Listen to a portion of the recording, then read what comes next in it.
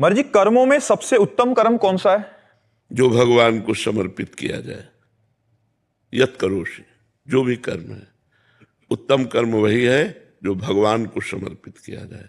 अब भगवान के समर्पित के लिए हम गलत आचरण थोड़ी समर्पित करेंगे, पाप कर्म थोड़ी भगवान को समर्पित करेंगे। तो शास्त्र सम्मत कर्म जो भगवान को समर्पित कर दिया गया वही सर्वोत्तम कर्म बन गया।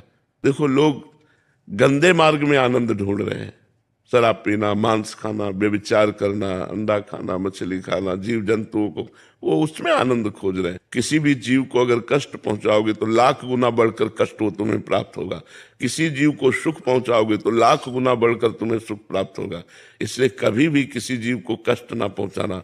अच्छे आदमी बनो, अच्छे आचरण करो, दूसरों को सुख पहुंचाओ, भगवान का निरंतर नाम जप करो। जीवन की सार बात यही है। अगर बुरे कर्म करोगे तो भगवान को अर्पित नहीं कर पाओगे। बुरे कर्म का बुरा नतीजा, परहित सरिस धर्म नहीं भाई। दूसरों को सुख पहुंचाने जैसा धर्म नहीं है। हम दूसरों को सुख पहुंचाएं, परोपकार करें और वो कर्म भगवान को समर्पित करें। अपने लिए सब कर्म करते हैं, लेकिन भगवान के लिए जब वही कर्म किया जाता है, जैसे हम रसोई बना रहे हैं, पेट हमारा ही भरेगा, लेकिन हमारी भावना है भगवान को भोग लगाना। और पवित्र रसोई बना के भगवान को भोग लगाया, फिर प्रसाद पाया, तो सारे दुखों का नाश करके, बुद्धि शुद्ध करके भगवान की भक्ति प्रकाशित कर देगा। भोजन वही, अब तुरंत बनाया और खाने लगे, वही भोजन।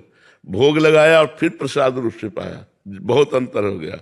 अपने लिए कर्म करना बंधन कारक है, और भगवान को कर्म समर्पित कर दिए तो वही मोक्ष प्रदान करने। शाम के भगवान के चरणों में प्रणाम किया। हे नाथ, प्रातः काल जगने से लेकर अब तक हमारे द्वारा जो भी कर्म हुए हैं, उनमें जो शारीरिक, मानसिक, वाचिक त्रुटि हुई है, अपराध हुए हैं, प्रभु उनको क्षमा करो और हम पर कृपा करके ऐसी हमें बुद्धि प्रदान करो कि हम कभी आपके विपरीत कर्म ना करें, शास्त्र के विरुद्ध कर्म ना करें। और प्रभु, सारे कर्म हम आपको समर्पित करते हैं। जैसे आपने परिक्रमा की और इसके बाद प्रणाम करके प्रभु को अर्पित कर दिया, और बहुत बड़ा लाभ उससे प्राप्त होगा। पर साथ में प्रार्थना मत भूलना कि हमारे शरीर से, हमारे मन से, हमारे वाणी से जो आपके विरुद्ध आचरण बने हो जाने अनजाने में, प्रभु क्षमा कर दो और मेरी बुद्धि को ऐसे शुद्ध करो कि कोई ऐसी गलती ही ना हो, शास्त्र विरुद्ध आचरण ही ना हो, आपके प्रतिकूल आचरण ना हो।